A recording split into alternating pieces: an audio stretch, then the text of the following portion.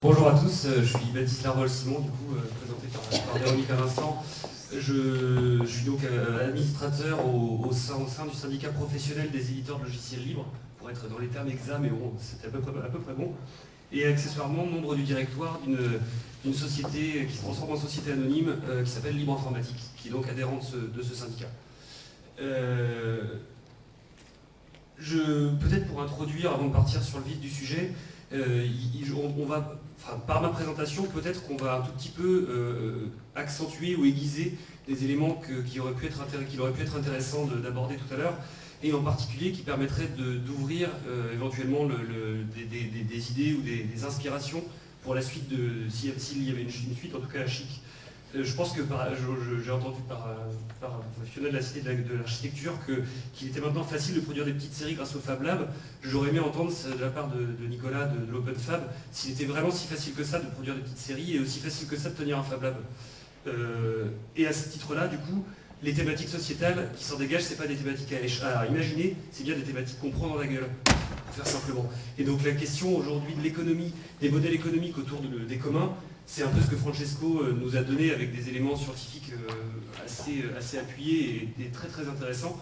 Pareil, je suis intéressé de réétudier le texte à la sortie. Ça mérite de s'y poser, je suis d'accord avec monsieur. On est bien dans un monde de rapports de force où les choses sont relativement violentes, où les mutations sont...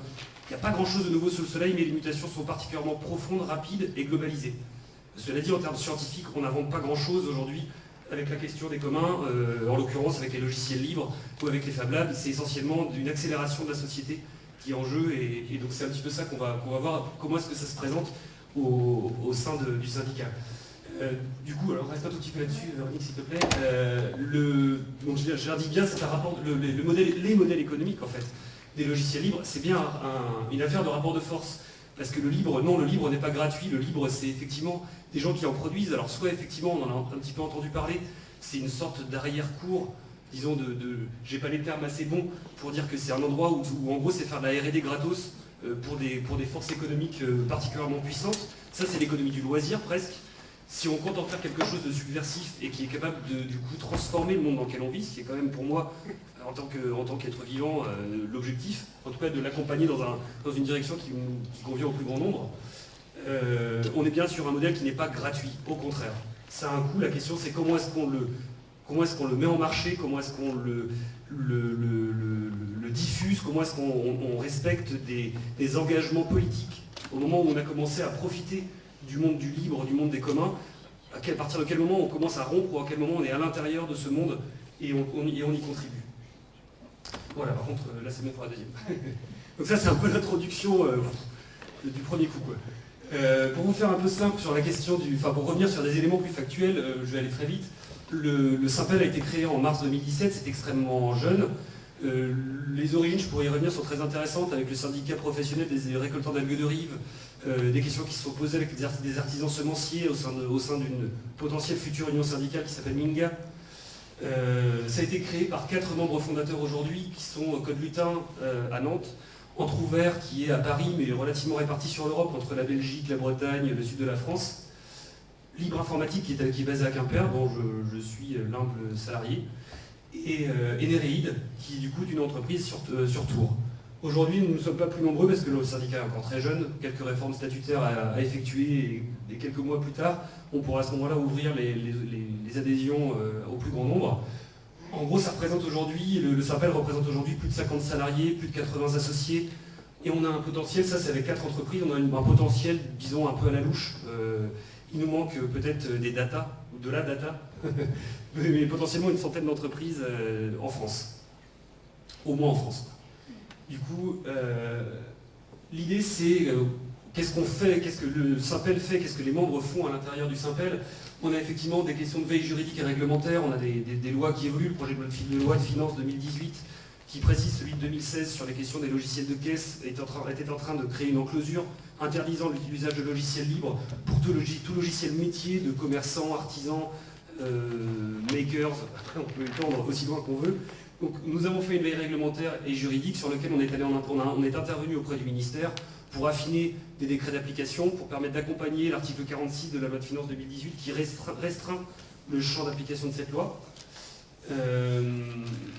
On travaille également sur des questions de modalité de financement, parce que c'est pas effectivement ce que Francesco venait de dire, je crois que c'est toi qui as dit ça, sur la question de l'accès, alors que dans l'immatériel, les choses soient reproductibles à l'infini avec des coûts marginaux pratiquement nuls, fait qu'effectivement on peut considérer que c'est du commun. Dans le monde matériel, bassement matériel, l'accès à une imprimante 3D c'est de l'accès au capital. L'accès à un lieu de fabrication où mettre cette imprimante, c'est aussi un accès aux moyens de production. Et c'est bien là que les choses se tendent, et c'est bien là que le fait d'être producteur professionnel de logiciels libres amène à se poser la question de comment on paye le chauffage, comment on paye l'électricité, comment on paye le déplacement pour venir aujourd'hui ici vous présenter le Simpel. Ce sont des éléments qui sont absolument centraux, en tout cas dans le travail que l'on fait. Et on a pu voir aujourd'hui, pour ne pas la citer, une entreprise membre, Libre Informatique, qui était en grande difficulté, avec des financeurs qui étaient tous d'accord sur un tour de table de 500 000 € à peu près, tous d'accord, mais 6 mois après, personne n'avait déboursé le moindre centime. Et en gros, on mettait la clé sous la porte. Et donc au sein du Simpel, on a réussi avec une solidarité interprofessionnelle, interentreprise, à colmater la brèche pendant 6 mois. Et aujourd'hui, là je vous parle aujourd'hui, on commence à avoir à peu près tous les sous qui sont arrivés, sur lesquels on a eu des accords, on va dire, à peu près au mois d'avril. Donc à peu de choses près, on avait 14 emplois qui disparaissaient. C'est effectivement ces questions de financement, d'accès au capital, qui sont des éléments essentiels pour la question de la socialisation des moyens de production, parce que nous sommes la plupart donc, en coopérative ou en structure à peu près assimilable, dans lequel on fait effectivement, dans une logique de co-développement, on examine nos pratiques, on va travailler notre rapport au marché, notre rapport aux technologies, notre rapport aux ressources humaines, très, très pragmatiquement, et le rapport au capital. Voilà. Il faut que je te fasse un signe un peu avant pour que ce soit... Non, non, mais ça va, ça donne le temps de... Ouais, je parle vite peut-être. Ce que tu dis, parce que si... Du coup, entre les actions et les fondamentaux, on va dire les fondements du syndicat, on retrouve effectivement une interrogation. Ça pourrait faire l'objet d'une discussion longue et qui dépasserait les 10 minutes ou les 5 minutes qui me restent, sur la question de la charte d'Amiens, sur interroger le politique et le syndical, interroger l'intérêt général, l'intérêt particulier. On est bien ici sur un syndicat d'intérêt général, travaillant à partir des intérêts particuliers de ses membres, par exemple. Et donc du coup, pas encore, les intérêts croisés entre l'entreprise et ses salariés, c'est qu'on est bien sur un syndicat professionnel et non sur un syndicat patronal ou salarial. C'est-à-dire que on trouve, autant on est, je vais venir un peu après sur la construction d'alliances professionnelles, à l'intérieur même des sociétés, nous avons des intérêts croisés. C'est-à-dire que demain, si l'entreprise périclite, les emplois disparaissent. Si les emplois disparaissent, l'entreprise périclite également. Donc on est bien sur la croisée des intérêts et des enjeux. Et c'est ça que nous travaillons du coup aussi au sein du syndicat, parce que ce sont des questions sociales difficiles qui remettent en cause beaucoup de choses par rapport à la propriété privée, par rapport à la socialisation des moyens de production, et du coup c'est des questions qu'on se pose collectivement. Voilà. Ça c'est un petit peu le syndicat dans son ensemble.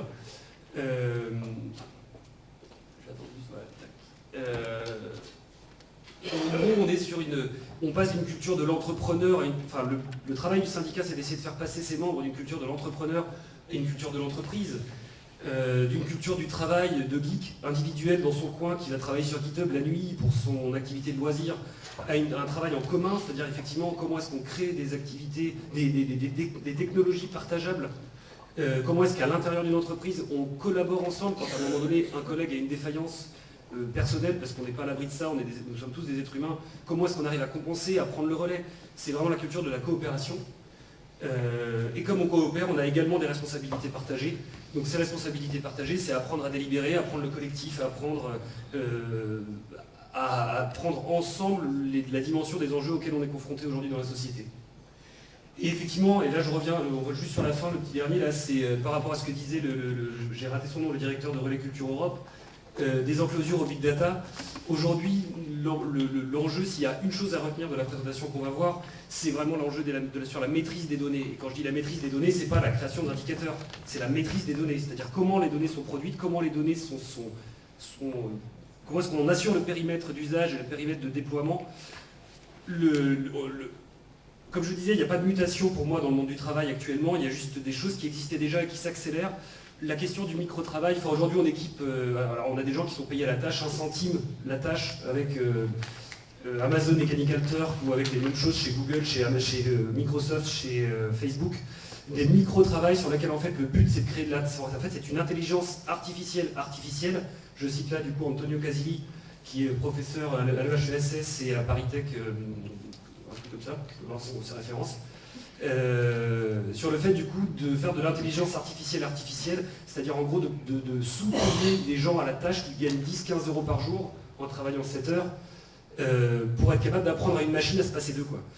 Pour le faire très simple, Uber, on commence à leur demander de mettre des caméras sur leur véhicule pour pouvoir gagner. Ils gagnent directement un coût d'assurance pour pouvoir prouver s'ils sont en tort ou non lors d'un accident. Ces caméras-là, ça c'est juste l'effet visible. L'effet invisible, c'est que du coup, on va équiper des centaines ou des milliers de véhicules avec des capteurs dans tous les sens, dont des caméras, pour apprendre à des ordinateurs à remplacer les chauffeurs. Donc aujourd'hui, c'est ça l'enjeu dans la société. Et c'est pas demain, hein. C'est aujourd'hui, c'est exactement ce qui est en train de se passer aujourd'hui, et c'est ce que l'on est déjà en train d'expérimenter sur un certain nombre de sujets, comme celui par exemple des humeurs. Je pensais au tampon de tout à l'heure, des humeurs dans Facebook, vous avez tous vu. Alors moi j'ai plus Facebook depuis quelques années, mais j'ai bien vu arriver le truc: est-ce que je suis très en colère, un peu en colère, content, pas trop. Et bien ces trucs-là, ça permet à Facebook de mieux comprendre ce que c'est qu'un être humain pour pouvoir mieux le remplacer. Donc ça c'est clairement l'enjeu de la société d'aujourd'hui, et c'est celle-là dans laquelle s'inscrit le syndicat Simpel, pour lequel on est aussi aujourd'hui attentif sur la question des communs, et pour laquelle on intervient aujourd'hui pour Chic. Voilà. Du coup, pour terminer, juste Véronique, j'ai deux petits éléments. Pour celui-là et la version d'après, j'en aurais terminé, enfin la diapo d'après. On est bien sur il n'y a pas un modèle économique, nous avons des modèles économiques tous. Je veux dire, il n'y a pas de réalité absolue géniale, il n'y a que des mises en œuvre, des essais, des cassages de gueule, on se plante. Quand je parlais de ça tout à l'heure sur un autre terme, mais en gros on se plante, on réussit, on expérimente, dans la recherche action tout le temps.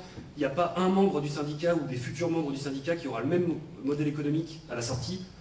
Par contre, on est tous à essayer d'y trouver. D'ailleurs, quand on regarde la vie dans tous les jours, il n'y a pas le modèle économique du fabricant de voitures. Ça n'existe pas. Donc ne pas croire qu'il y aura une solution ou une réponse à trouver. La question, l'enjeu, c'est la question qu'on se pose et le chemin qu'on prend pour essayer de trouver la prochaine question et d'itérer. Et effectivement, c'est le développement des membres, le développement, donc ça c'est comment est-ce que le syndicat fonctionne aussi autour, et c'est là que cette fin de diapo et la suivante pourront vraiment toucher le sujet pour lequel j'interviens.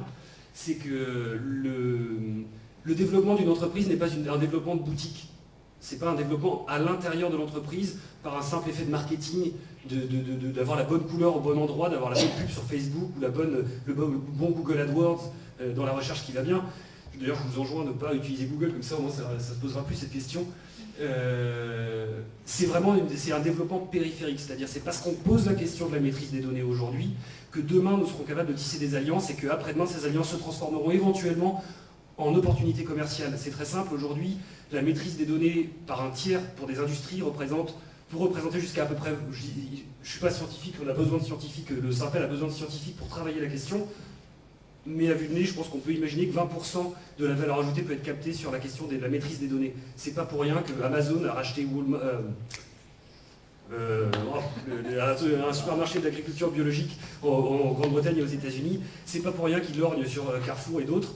C'est bien parce que derrière, c'est pas pour la petite marge, on va dire, de la grande distribution, c'est bien pour la grande marge des données qui concernent les humains, sur nos tendances, nos capacités, nos désirs, le fondement même de l'être humain. Et c'est bien là-dessus, et c'est pas du tout comment on appelle ça, c'est pas je fais pas du complotisme là-dessus, c'est vraiment ça. Il y a des textes qui ont été écrits là-dessus par les gens qui sont aujourd'hui directeurs techniques, responsables de R&D de Google, de Alphabet. Donc c'est pas du tout c'est pas du fantasme. Et donc c'est bien grâce à ça que quand on va aller voir des industriels et qu'on leur dira on peut vous donner des outils qui vont vous permettre de récupérer la maîtrise de votre donnée pour pouvoir ensuite réapprendre la maîtrise ou garder la maîtrise de votre métier, de vos métiers. Effectivement, pour 20% d'une industrie, ça vaut le coup d'aller dépenser de l'argent pour créer des biens communs. Donc c'est bien à la périphérie de la boutique que les choses se font et pas à l'intérieur.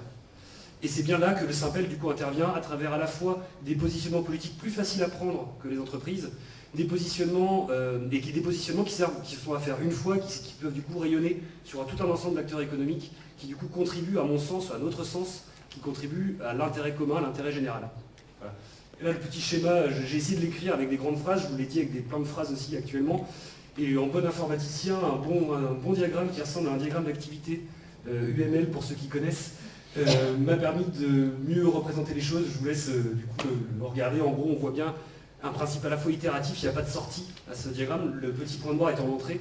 Il n'y a pas de sortie, c'est vraiment un truc itératif sur lequel on vient. Alors il y a forcément des entreprises qui vont planter, qui vont se ramasser en cours de route, mais globalement l'effort collectif, il est sur le fait qu'on est confronté à un monde violent qui amène à des coopérations. Ces coopérations, qu'elles soient informelles ou formelles, permettent l'émergence d'une pensée politique qui est traduite, etc., dans des pratiques professionnelles qui peuvent éventuellement, et c'est quand même l'objectif, de ramener des réalités économiques et sociales et de contribuer à ce moment-là de nouveau à une pollinisation qui ramène des coopérations, etc. Et le but, c'est, dans ce sens, de concourir à l'intérêt général.